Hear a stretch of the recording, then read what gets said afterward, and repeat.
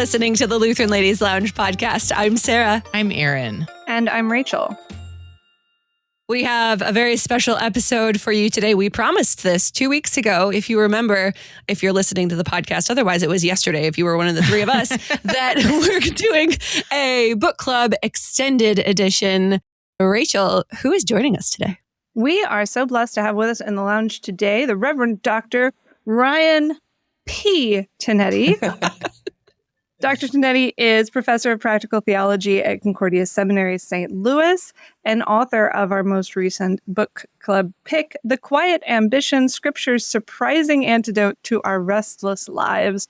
Dr. Tinetti, thank you for being with us today. It is my pleasure. Thank you for having me in the lounge.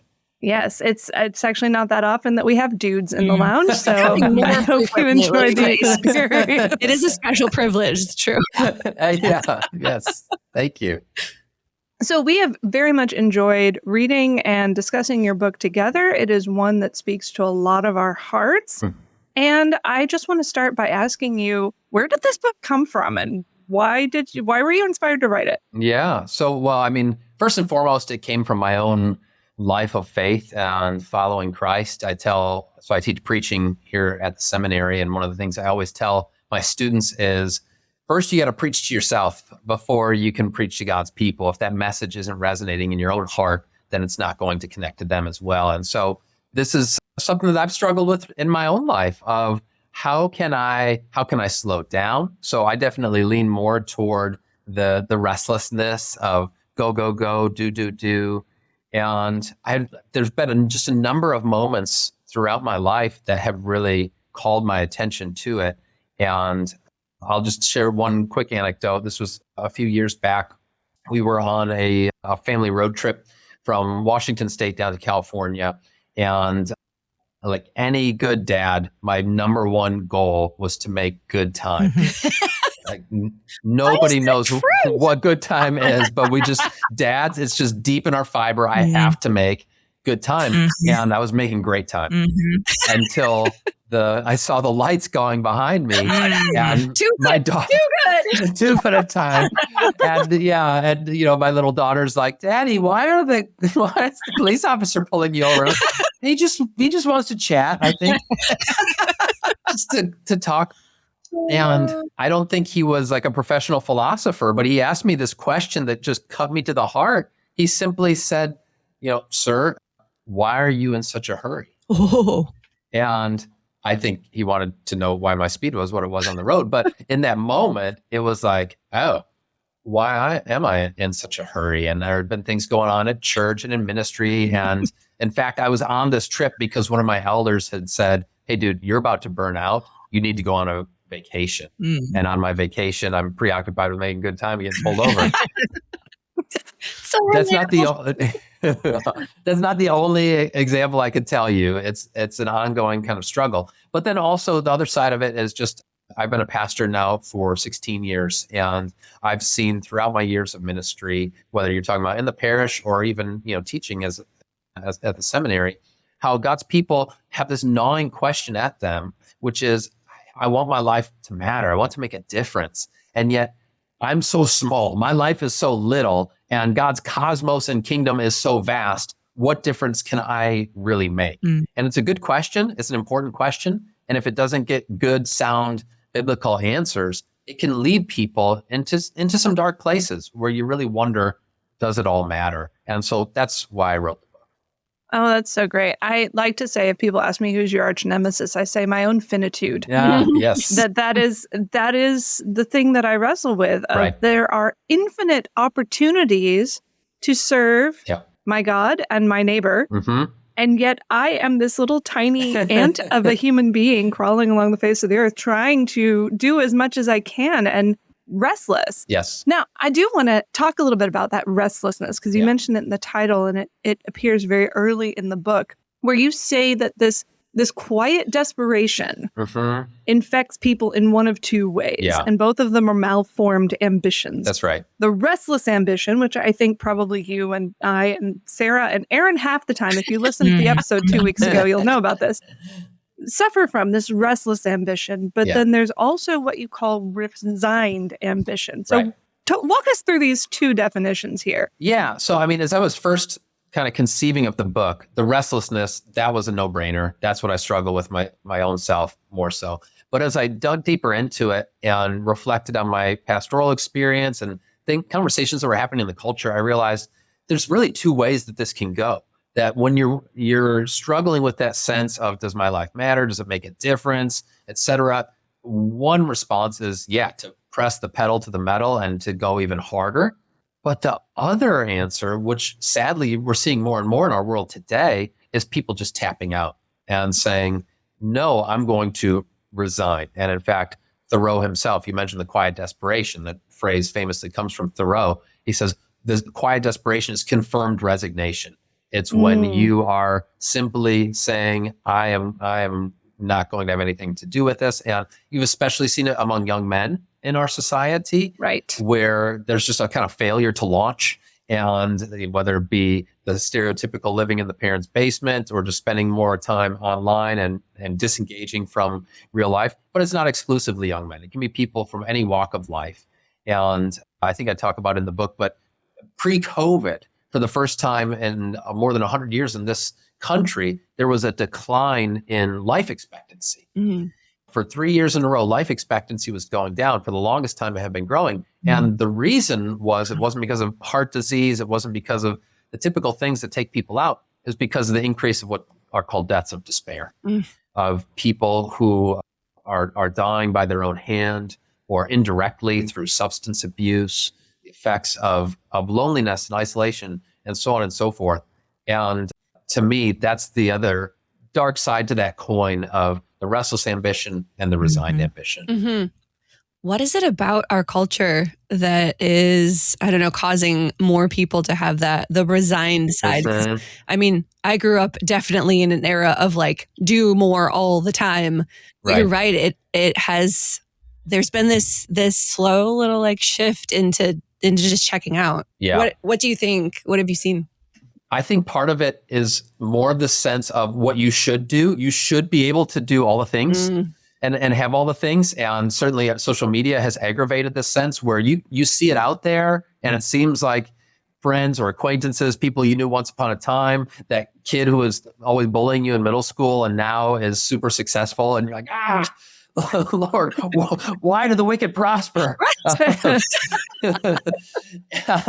And so it's in your face, where you think of in a pre-internet sort of age, and you have as your context the people in your own community, and you could have your own baselines and standards from your family and from your own conscience, from your congregation, ways that you want to thrive and succeed, but you're not constantly having rubbed in your face all the things you're not doing or not doing enough of or not doing well enough of, et cetera.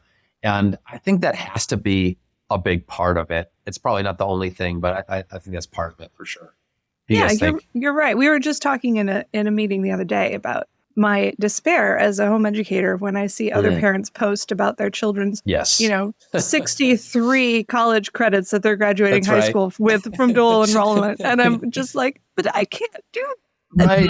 That's right. Oh, the comparison game. For sure. Right, yeah. The social media and the internet definitely has made the comparison game like exponentially more than it used to be, for sure. Ugh. Yeah. So let's talk about what you identify as the antidote to all of this malformed ambition and quiet desperation, and tell us how we fix it. Well, it's Jesus is the answer. There we go. So, end of the podcast. We're done. Thank you. Go. Ever. Yes. So there's many ways we can answer this, but the way that I answered it came about through one of these just great, I think you guys can resonate with me on this, just those moments of studying the scripture where you come across something that you didn't see before. Right. You know, like you've got 80% of it highlighted, but here's this one random verse that wasn't highlighted. And so you just kind of overlooked it.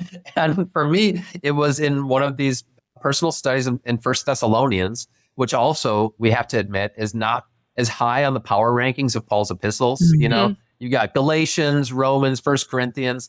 Thessalonians doesn't get as much love sometimes, but First Thessalonians, and reading through that letter, and it's this beautiful epistle where Paul is he talks about himself as a spiritual father, and it's almost a kind of dad talk where he's trying to encourage them in the life of faith.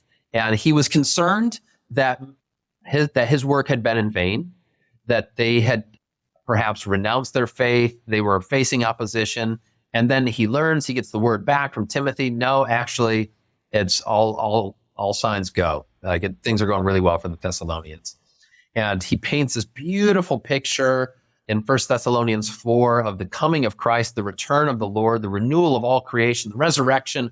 And it's like this grand, glorious image of what's to come. Right before that is this very mundane word of wisdom from Paul when he says, hey, make it your ambition to live quietly, tend your own business, and work with your hands. This is my own translation of it. So that you might walk gracefully toward outsiders and have need of nothing. And for me, it was like coming across this passage that when I read it, it was like a breath of fresh air. When I can feel like my calling as a Christian is I've got to be doing these great, grand things, changing the world. And Paul's like, hey, listen, actually just take the garbage out, be nice to your neighbors, like try to show Jesus' love a little bit more in your home. And I've come to think of it as the quiet ambition, making your ambition to live quietly. And I think that it can be an antidote to that quiet desperation as we lean into the life of hope in our everyday life. Okay, so what does it mean to live quietly? Because I am not a quiet person. Maybe in like large crowds, I'm quiet, but anyone who knows me personally knows I am not. I'm a loud person. Yeah. What does that mean? Good. Please don't feel judged by that, Sarah. Like this is not a... Too late. She already feels judged by that. I can see it in your face. It's not a referendum on temperament or personality. Okay, it's not extrovert versus introvert. Nor is it what I think can sometimes be a misunderstanding, like the quiet life is, peace and quiet. Or you remember, my mind goes to, and as I've had conversations with people, like the Thomas Kincaid paintings. Oh, you remember the Thomas Kincaid paintings where the painter of light, and it's always just some cottage that is lit up from inside. It might be on fire, but it looks very peaceful. And it's beside a mountain and a waterfall. And, it's like Tina Fey used to say on 30 Rock, like, I want to go to there. Right. Yeah. And that is when you talk about the quiet life, the first thing I think about is, well, I better go buy my tiny house and start my homestead in the country. That's right. Live my best Wendell Berry life now. Exactly. And if you have that, more power to you. Although I do not, in fact, have that, nor is it particularly within my reach. And most of us don't. And I recount in the book how before coming to the seminary, I served for a number of years as a pastor, and the town was literally called Arcadia, which is like, it's the Greek vision of the unspoiled wilderness. It's just this beautiful place. And Arcadia is a beautiful place, especially in the summertime. But I remember when we first moved there and we're in this kind of remote country setting, like, oh, it's so peaceful. And I went out for a morning walk. This was in the fall, and there's the crisp sound of the leaves, and it's beautiful. It's real early though. And the next thing I know, I hear pop, pop, pop, pop, pop, pop, like gunshots. What's happening? Hit the deck. And that's not a 22 gunshot either. No. Like a 30-06 there. Yeah, that's right. Well, it was November 15th, which for Michiganders is opening day to hunting season. A big deal. It's a big deal. Yep. And as soon as it hits, I don't know if it was when the sun's up or if it's 7 o'clock, it was something like that. It's early in the morning. Suddenly you can go hunting. And for me, it was just kind of, it de-romanticized a little bit the sense of the peace and quiet that you thought you have. And we could talk about other country things versus urban things. Suffice it to say, there is noise pretty much everywhere. And living quietly is not just about getting away from it all. It's more about a gift of grace. It's the posture of faith, of living in relationship with the Lord, where, scriptures talk about this. It's the quietness, in quietness and trust is your strength. It says in Isaiah 30. Or, I recount the Israelites on the precipice of the Red Sea. And when the Lord says through Moses, like, listen, while you guys are whining and crying about how Pharaoh's breathing down your neck, be still, stand firm, see the salvation of the Lord. You only have to be quiet. Just sort of like, zip it. But also, like, this is what it looks like to live quietly, is to lean on the Lord, to have that spirit that can trust in him. And so it's not a matter of circumstance. It's a matter of the spirit within us.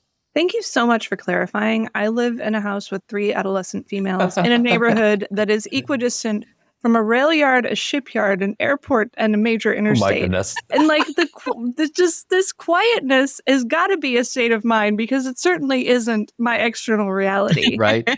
And so it's really good to hear you clarify that you're talking about a state of spiritual quietness. Yeah. Although there is silence that is involved in it. And Yeah. I that's where would love to take the conversation Sure. next. You identify the noisemakers that Yeah. get in the way of us living quietly as Right. Christians. What kind of noisemakers do you have in mind? Yeah. So, oh gosh, there are so many. This was a section of the book where I really had to limit myself. I and could say, feel that. Like, I yes. could definitely sense that in reading the chapter. Yep. I wanted to just get some kind of representative stuff. So first and foremost, we do have to say that there's just a lot of noise, like literal physical noise in our world. And it behooves all of us, to the extent that we are able, to try and find some measure modicum of solitude and quiet. And that can be hard to find. It can be hard to find if you're in an urban setting or suburban setting. It can be hard to find if your life is just filled with a lot of noise. And yeah, I mean, I'm with you, Rachel. I've got kids at home, and sometimes it drives me up a wall. But at the same token, I wouldn't trade it, right? Like, oh my goodness, no, not at all. Yeah. I love it. And it's just, I also need a little bit of quiet time in there too. And so that's the first noisemaker, though. It's just straight up noise. And whether you're talking about the beeps and the bustle, or you're talking about the pings and the dings and all of our smart things. I didn't mean to be a poet here, but there it is. That's nice. Well done. Thank you. And so that's one of the noisemakers. Another one of the noisemakers, and it goes hand in hand with this, is our devices, right? Of just the things that are constantly doing the pinging and the dinging. And it's not just our phones, but now everything is smart. Smart dishwashers, smart refrigerators, everything's talking to you, your phone, your watch. Everything is so smart. So smart. Why can't you just do the laundry for me? But So great.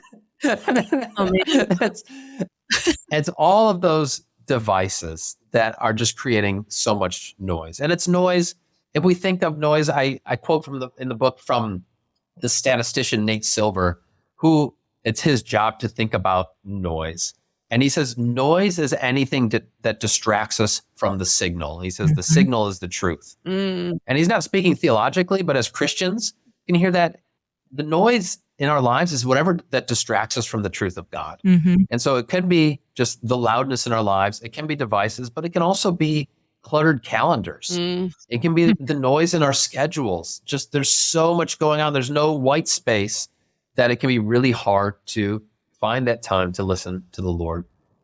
And maybe the last thing I'll say is, it can be, all of those tend to be more external. And we can think, well, again, the problem's just out there, but the problem's in our hearts too. It can be the discontent in our hearts, just that sense of the fear of missing out and all the stuff that I need or should be doing.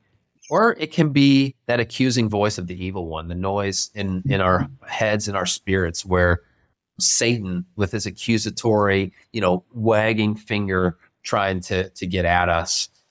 We see this in the scripture. But to ultimately know, to live quietly, is to trust that the voice that matters most is the voice of my good shepherd. And I'm simply his sheep. That's what I want to listen to.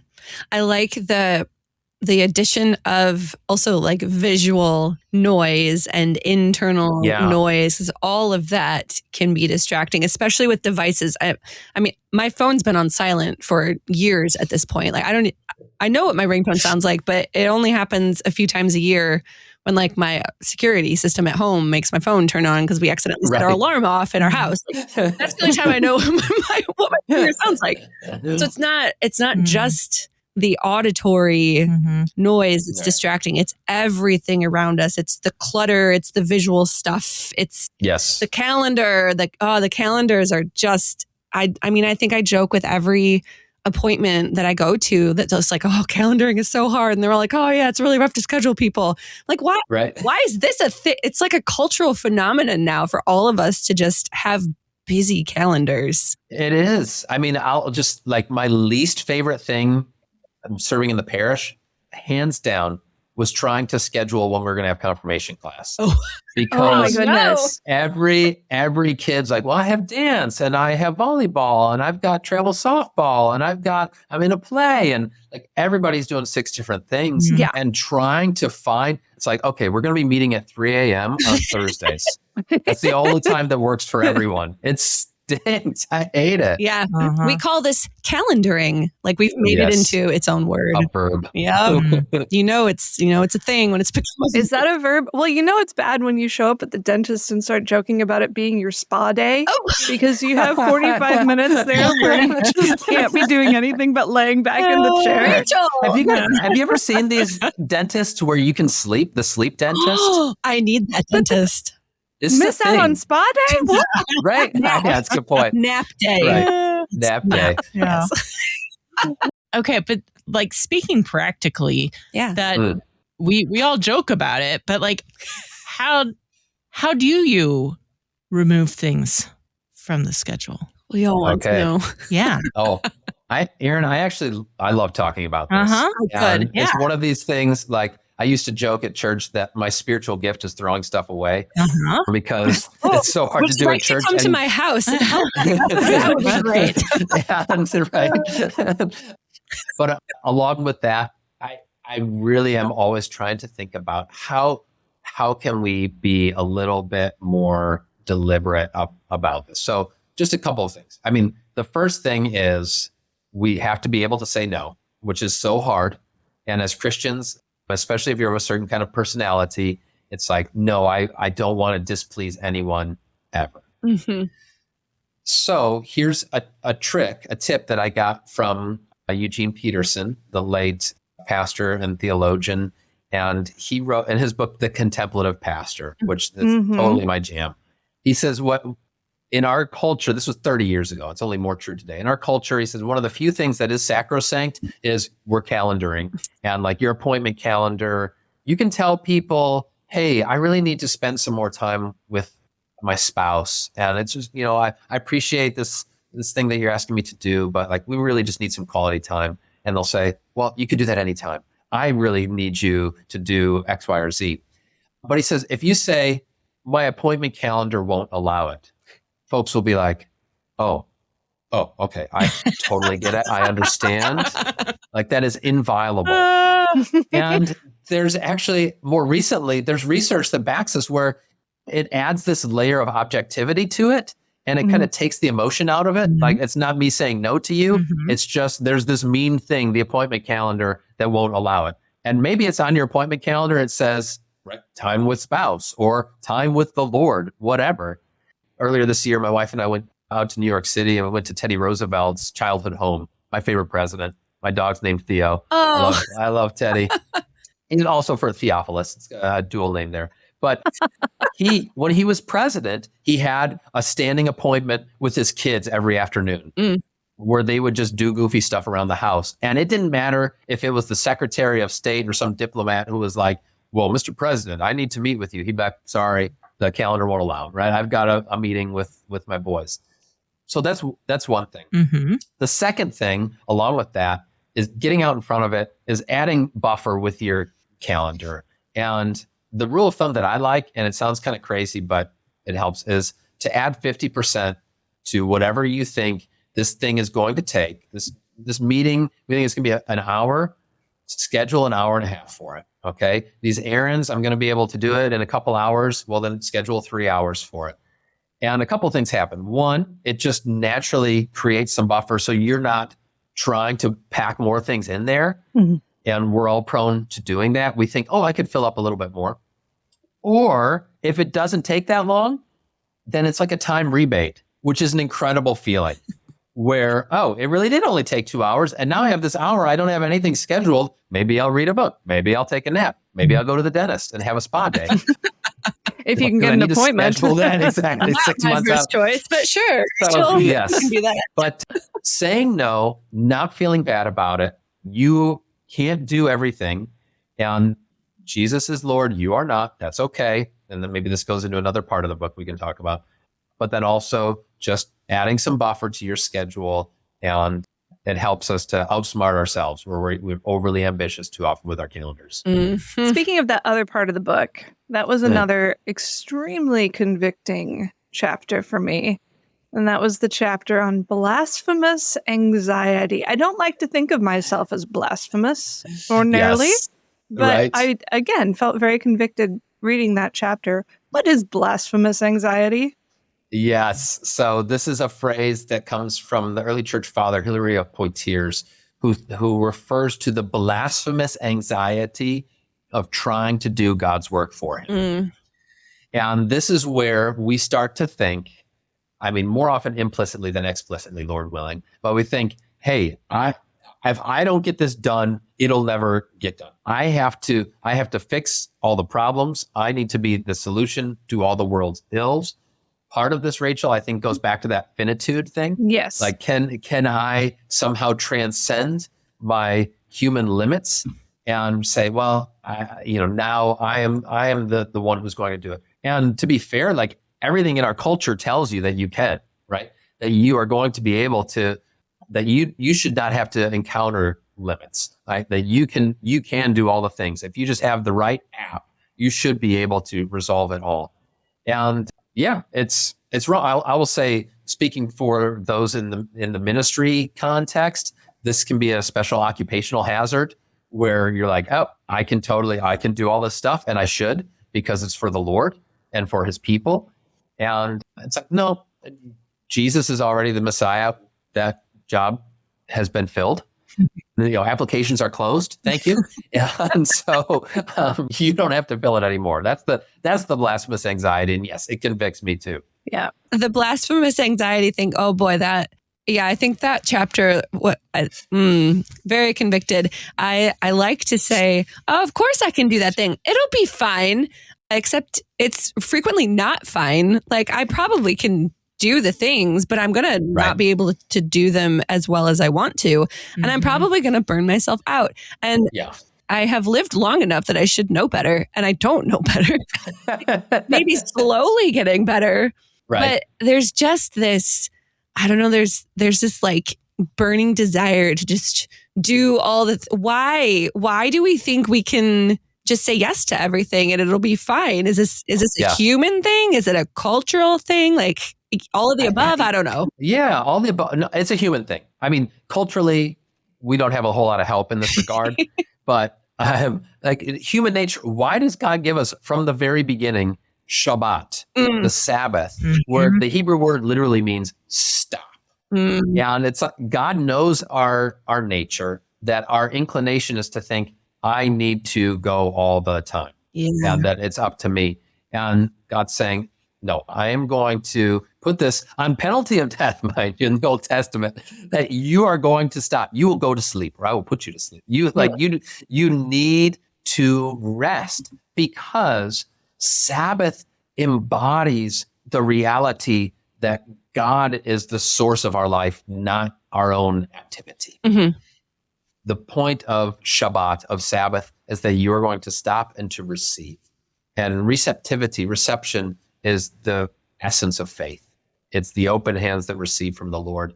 And so our human nature, our warped and crooked human nature this side of the fall, thinks that I can always just get ahead by working a little bit harder. And God says, no, you need to stop. You need to rest. Chick-fil-A figured it out. I don't know why the rest of us can't. Right? Mm-hmm. It's true. Be like Chick-fil-A. Okay. I feel like, but that there gets at one of the things that I think church workers in particular struggle with, maybe even the most. Well, for sure. You're working. I mean, let's be honest. You're working one day a week, as people would always tell me. Yeah, but also like all the things that are so important. I mean, they're but we layer on top of it. Oh, it's of eternal importance. Yes, doing it for Jesus. So I can't say no. It's not just it's not just, Yeah. business. So yeah. And this is where, you're working on the Sabbath. Yeah. This is where Luther's helpful with the third commandment, where he reframes it, his explanation. So third commandment, remember the Sabbath day by keeping it holy. Mm-hmm. In his explanation to it, Luther says, well, what does this mean? Well, we should fear and love God so we don't despise preaching in his word, but hold it sacred and gladly hear and learn it. And he reframes it from just a particular day of the week to a receptivity of God's word. That's helpful, especially for those who are in ministry and in church work, to recognize and not feel guilty, like, okay, yeah, on the Sabbath, strictly speaking, I do have to work. But where can I find other times to be carving out that time to rest and receive from the Lord? If you're working on Sunday, then you sure better be taking another day or two off during the week. You need to be carving out that time. Don't think that you are so important and invaluable, indispensable, that you have to work 7 days a week. We all want to believe that we are totally and utterly indispensable. At the end of the day, the only one who's indispensable is our Lord Jesus himself. And the rest of us, hey, this is part of why, as pastors, something like the vestments that we wear emphasizes theologically the fact that it's not about the man, it's about the office, right? Or I think of Jerry Seinfeld talks about, when there's the wedding ceremony, you don't say, will you marry Bob? You say, will you marry this man? Will you take this man? Because, that's why all the other guys are dressed up, just in case we got to swap them out. We'll just, no, just recognizing the sense that ultimately it's the Lord alone and his grace that matters. And it's liberating to recognize it's not all up to me, even if it can be painful as well to admit it. Mm-hmm. So you talked about rest. Did we talk yet about work, and particularly working with your hands, which was something that you pulled out of this passage and then I think had a lot of fun with exploring? I definitely did. Yeah, because I enjoy work. And it's a commonplace among pastors and teachers to point out that work was there before the fall, right? In Genesis 2, God is giving work to Adam to do, to work and to keep the garden. Work as such is not a bad thing. It's not a punishment. We can experience it as such. You can experience it as toil, and that you're merely going to get your bread by the work of your hands, by the sweat of your brow. But it doesn't have to be that way. And so to talk about working with your hands speaks to our vocations, the ways that we make our livelihood and the good work that God gives us to do. It speaks to those who have blue collar jobs and are working in occupations that we tend to think of as, trades, and that are more of, in this culture, that can be second class sometimes, where it's like, well, white collar professional jobs or knowledge workers, people who are working creative. Those are the really interesting occupations where if you are just, in the trades, that's not as important. But I'd be curious to hear from you guys. I write about this in the book. My experience growing up in like a suburban high school was second class. Like if you were going to be a plumber or a mechanic, like, okay, that's fine. You do what you got to do. But that wasn't as spiritual, especially thinking from my Christian context. But even just looking at it from a secular perspective, it wasn't as meaningful. I don't know. What's been your guys' experience in going back to your own upbringing?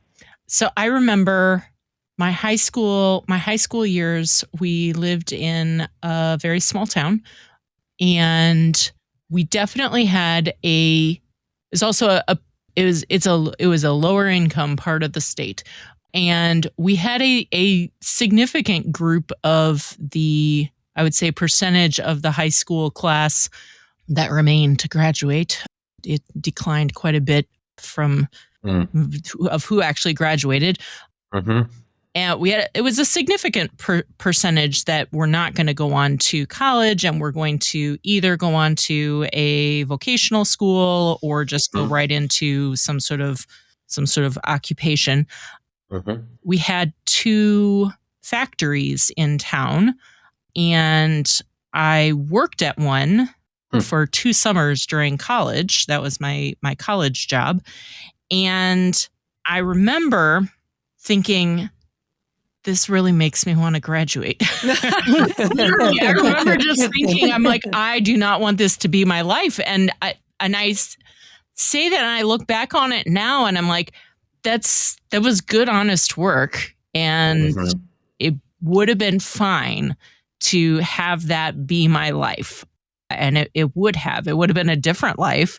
But at the time I looked at it and I was like, oh, I can't imagine having this be my life. I've got to graduate from college. I would just go crazy if this were my life. And that was, to an extent, that was like, I think, immaturity, but also to an extent, also some of that background, I don't know, foundational conditioning or whatever of like what is to be desired. And the factory worker was not, I mean, it paid well for a summer job as a college student. It was a good job. It was exhausting, but it gave me a good paycheck. But that I remember thinking that. And as I look back on it now, I do look back on it with a different perspective than I did at that time.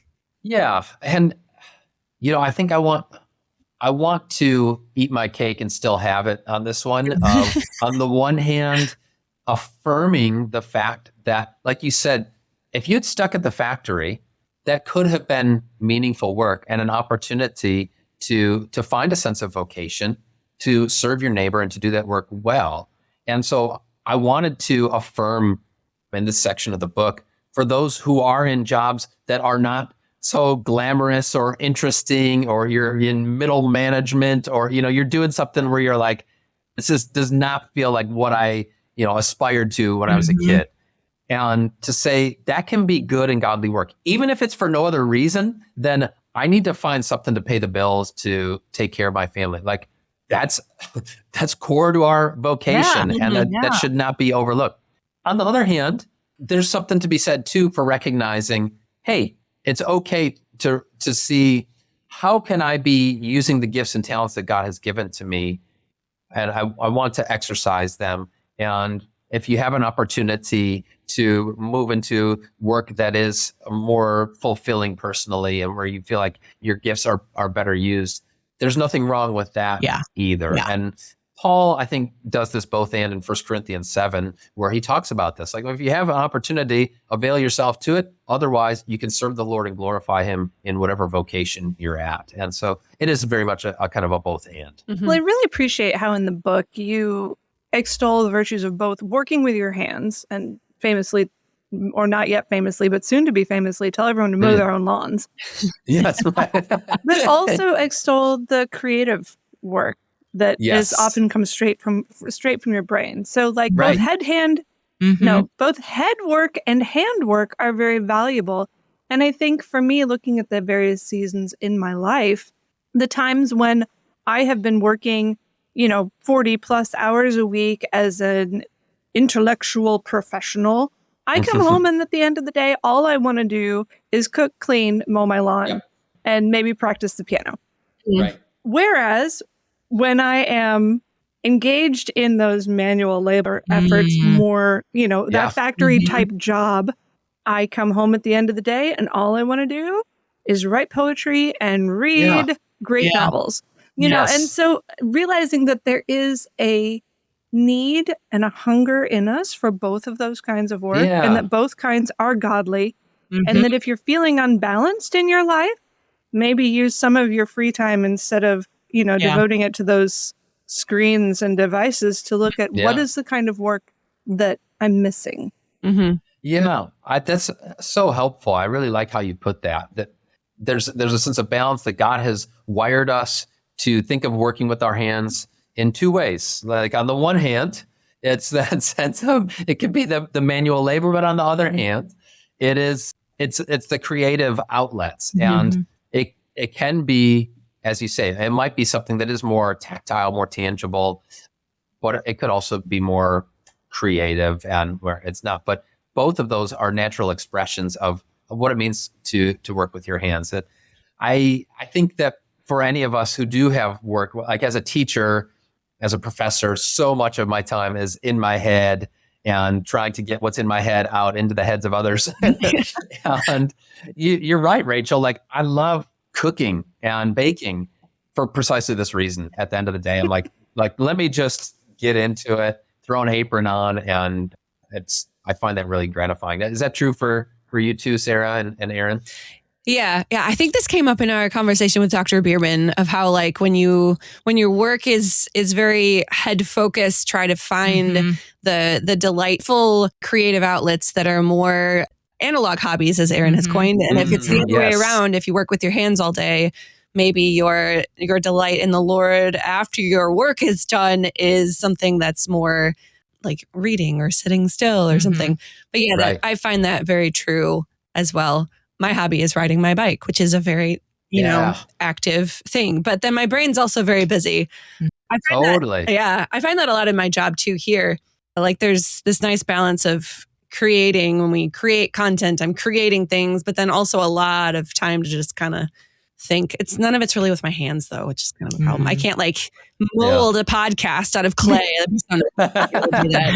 But I mean, you think about like so many, I don't know, in my experience, you guys can say if it's for you, but so many of my ideas, I won't say they're my best ideas or not, but ideas come through when I'm walking or riding a bike or, doing other things, mowing the lawn, all of that kind of stuff. But Aaron, I have the delight of seeing you work with your hands on the regular because I sit behind Aaron at church. Oh, and I can. Does she bring her knitting still over her shoulder? And she brings her knitting at times. Yes, and so I know that you enjoy working with your hands. How do you find that satisfying? I do.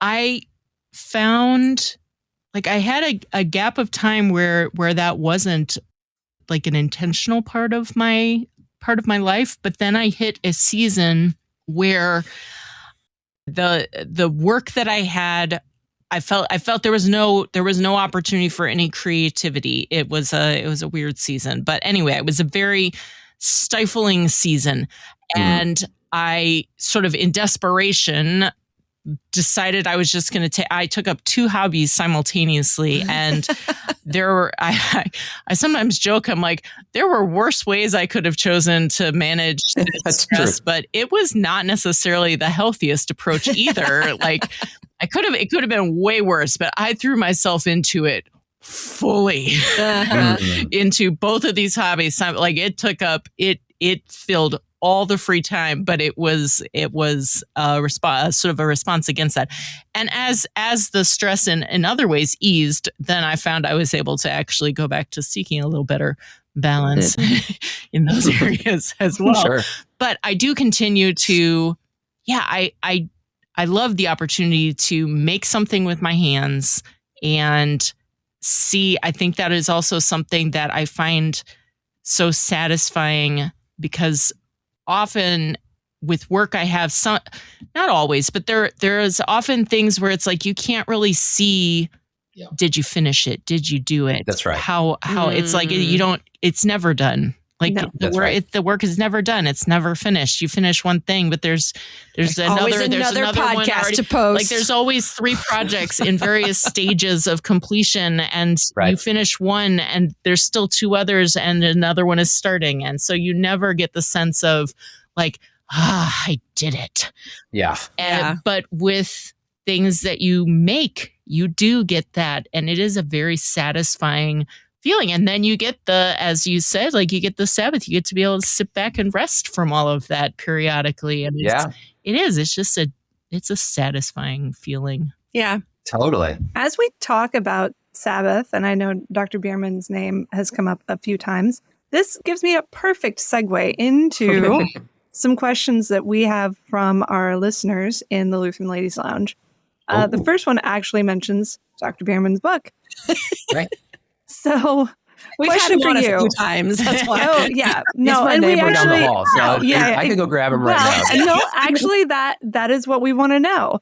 This listener says, I read Bierman's Day 7 book and noticed that there are some overlapping sources mentioned in both books, though they approach those sources from different angles. I'm curious if Dr. Tinetti and Dr. Bierman had discussions about these topics and sources. So discussion would mean both of us were talking? Oh, no, sorry. Go on. What I mean by that is, so Dr. Bierman was my teacher when I was a student. Okay. And so have very much been formed by his own teaching, like when I was a student at the seminary. And so he has helped to shape and form me as the theologian that I am today. And so it's no accident that there would be those sorts of influences. Now, I wish that I had been able to interact more with his book and so forth as I was writing mine, and just the timelines of them overlap such that didn't work out. And so we didn't have a whole lot of it. He got an advanced copy of it though, and we talked about it, and he's like, I mean, Ryan, we're saying the same thing from different angles. Yeah. And one of the best compliments I got, I think I can share this, is he said that he shared my book with his dad, who's a retired pastor and an elderly gentleman, and he said, yeah, this is just what is true for any of us, what we need to hear. And that was a great word of affirmation to hear it even from Mr. Bierman, the senior. But yes, there's definitely a lot of continuity with our thought. Okay, so there were no Inkling style like discussions around the table at the pub before these books were published, but there is nonetheless a continuity of thought influence. Yeah. All right, I think maybe for future books there'll be more than Inklings. Yeah. Well, we're on to you. We know that there are parallels between them. I think that should make us confident in like the books that we read from people too, that you guys didn't really talk about it, but we're still reading the same things. Our theology all holds together very well, even from different perspectives. Yeah. We all still end up saying the same thing. I think that makes me feel very confident in the things that we're reading, the applications that we're making when we're reading these kinds of things. Because sometimes the Christian living things can get a little wooey, and we're like, this is actually what our doctrine says. But we multiple people saying the same thing. If it's too novel, it's probably heresy. And so that's true. We're trying to say, to tell the whole old story in fresh ways and to draw out implications for our present time. But if we're saying something that's too new, that there should be something about that. They're like, I'm not sure about that. Right. Yeah. We don't want heresy. Not today. Okay. We have another question here from another listener. And this is an interesting question. We talked a little bit earlier about the introvert-extrovert problem.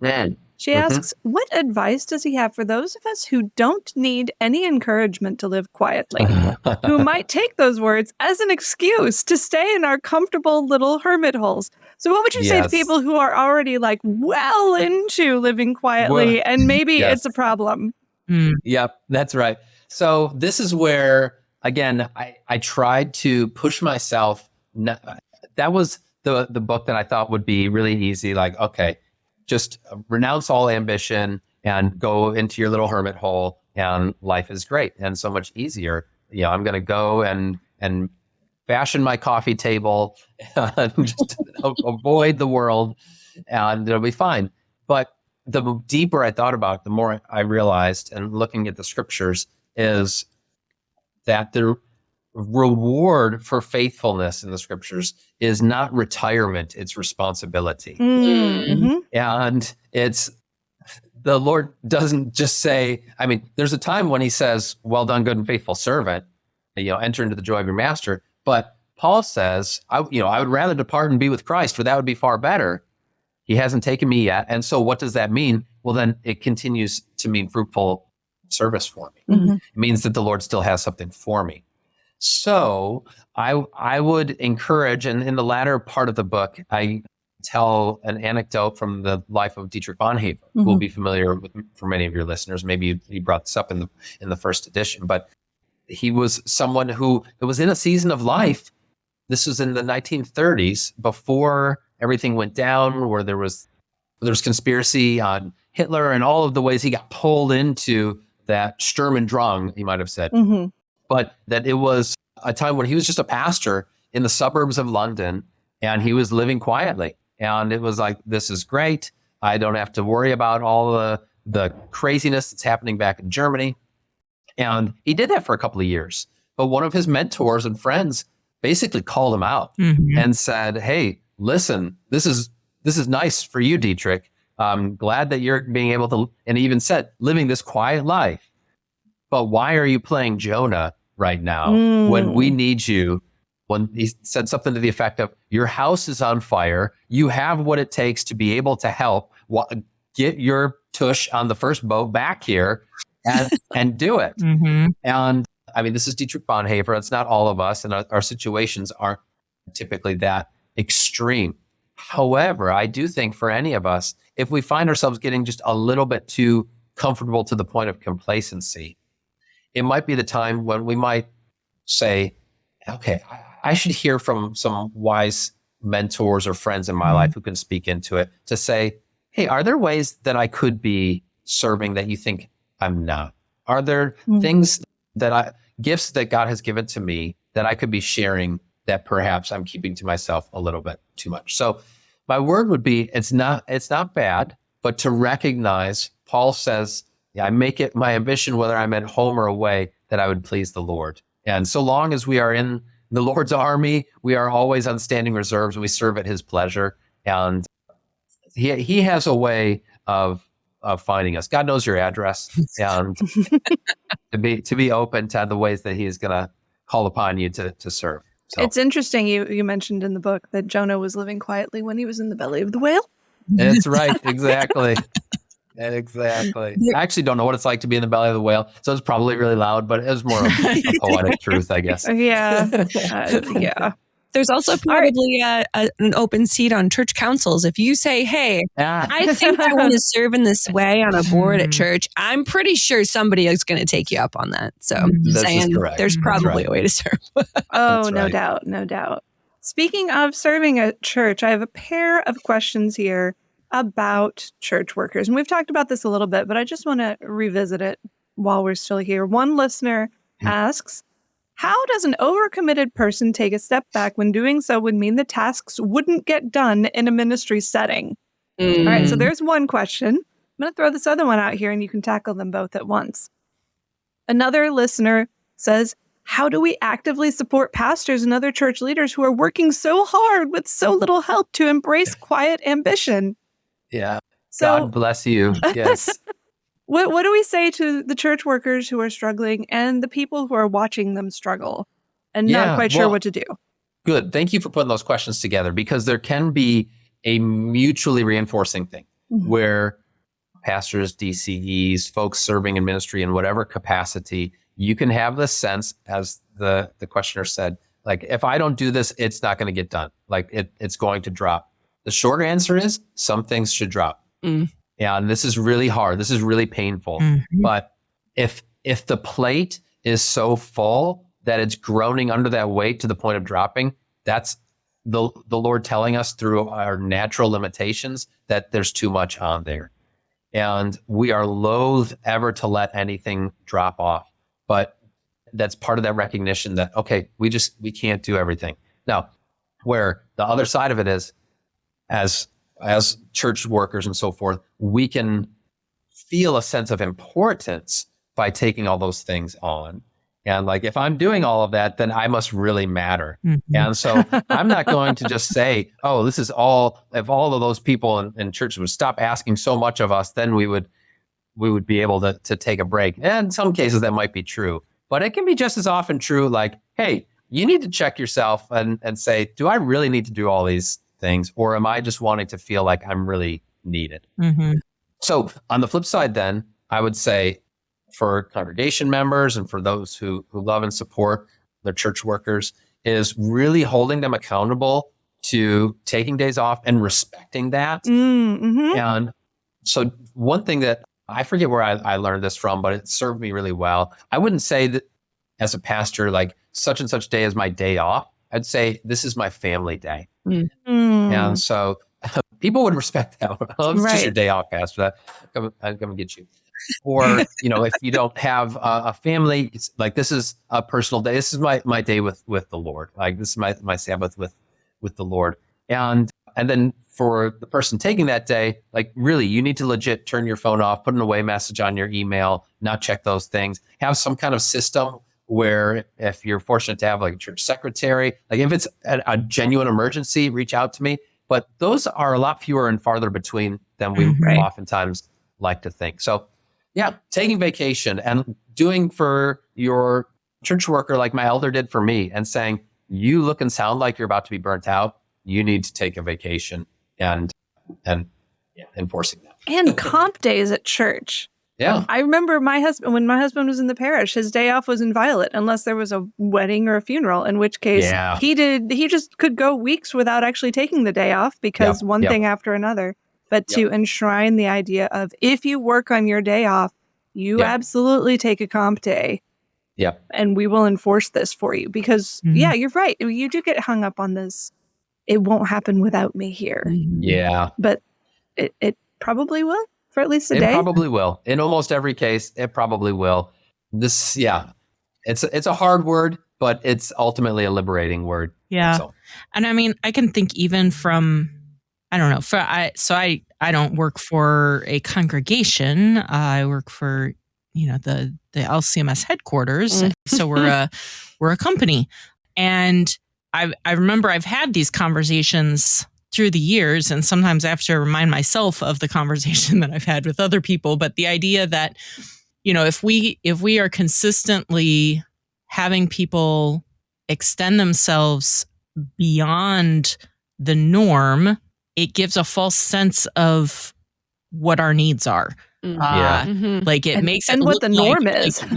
Like it gives a false sense of what the actual need is. If we see that we can get it done with this many people, right, then why would we make how do we make a case for hiring additional people if we're able to actually get it done with the staff we have? We're being good stewards, right? But then if you burn the people out, then that's not a good steward, and then you don't have anyone to do it, and it's not a good approach. And while I feel like that's more applicable at the larger scale of a company sort of thing, where you sometimes get that, you can get that sort of, you don't notice it because there's more people, and so you just press them further, and it's maybe a little more obvious. I haven't worked in a small setting like a congregation before, but I have a feeling there's more parallels there, and it gives a false sense of what is actually reasonable if you have somebody stretched to the limits as the norm. So I think that's a great point. And I mean, having been a pastor of a small congregation, I know you can be relied upon to do everything. And it's, again, it can really inflate your sense of self. Like, okay, if I'm the one who's responsible for all this, but there's some of those things that maybe just don't need to be done. Yeah. I think we talked about similar too, that when I let go of something that I can do, like I have the talent to do a thing, I don't necessarily have to do it. When you let that go, you're also allowing other people to step up and actually serve in a way. So like holding on to everything myself is actually really selfish of me. Totally. I think that I have to do it all instead of letting go. I'm preaching to myself right now. Instead of letting go of my friends will know. Instead of letting go of things so that other people can also serve, because we want other people to also be able to serve in the ways that they're able to serve, and everybody is able to serve in different ways. So great point. So I know we are running up against a little bit of a deadline here for wrapping up our conversation, because one of us has some calendaring to do this afternoon. All right, I got to go to seminary for my class. Right. But before we wrap up completely, I want to ask if there was one thing that you wanted people to take away from this book, what would it be? And there's a lot to choose from here, but what's the one thing? So, good question. And it's always, it's a challenge for an author. You're like, I wrote all these words. They all of them matter. Don't you understand? The whole book, Rachel. That's the one thing. That's the whole thing. That's right. No, but in the concluding chapter, I riff off of a quote from, you mentioned him before, Wendell Berry, one of my favorite authors. And some 50 years ago, he said that the mantra in our culture for the longest time has been think big, think big, think big. He said, we're at a point where a much more helpful and necessary word is think little. And I think there's a lot of application for that. But for us as Christians to think little, to recognize that the Lord is operative in all of the day-to-day things that might seem to be insignificant, but from the perspective of heaven may in fact be like the widow's mite of invaluable worth. We don't know. And so if there's one particular word I would leave with us, it's think little. What are those moments in my day, those interactions, whether it be with a frustrated child or a harried customer or the guy that you pass when you're walking down the street who never seems to lift up his eyes? What are those little moments in my day where I can maybe be able to bring, like Jesus said, a little cup of cool water? Mm-hmm. And that might be the difference between a good day and a bad day. And to show the Lord's love in those little moments, it adds up to a lot, I think. Mm. Oh, that's beautiful. Thank you. Dr. Tinetti, thank you for spending time with us today to talk about your book. We have all enjoyed it very much. And we didn't know how much we needed it when we picked it for our book club. But we have had a great time. And while as we record this, the book club discussion on our Facebook group is still ongoing, I can tell you that the interactions there have been very stimulating and inspiring to me personally. So thank you for getting this conversation started and for participating in it so actively yourself. Mm-hmm. My pleasure. Thank you so much for the opportunity. I'm honored. It's been really great to have you with us. Where can we find your book? Wherever, middling books are sold. Wherever fine books are sold. Yeah, online. It's published from Intervarsity Press, so you can go right to the publisher or bookshop.org, get it through your local bookstore, or of course, Amazon. All of those places are. It's available. Very good. Very good. We'll post links and things and everything in the show notes for the episode. Of course, as we always do, you can join us in our Facebook group to find the past posts now when this episode drops of this book club. If you'd like to join in the discussion there, you can still do that. It'll be under the past events in our Facebook group. You can also find the book club questions posted on our Instagram from a couple of weeks ago. If you scroll down a little bit, you'll find them at Lutheran Ladies Lounge. You can follow us there as well. You can find all of our episodes at kfuo.org/Lutheran Ladies Lounge or on your favorite podcasting app or on the KFUO radio app. You're listening to the Lutheran Ladies Lounge podcast. I'm Sarah. I'm Erin. And I'm Rachel.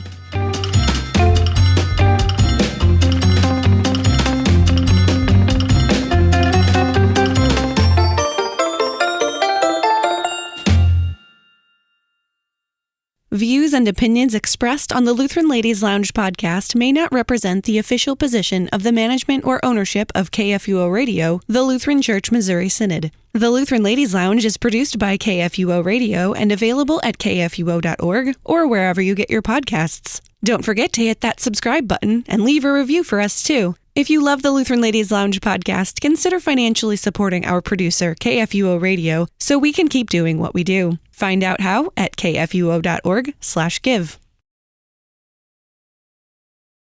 I'm going to have to actually step out here for about 30 seconds. Apparently, there's a man at the door. But please, Erin and Sarah, ask a question, and I will be back in just a sec.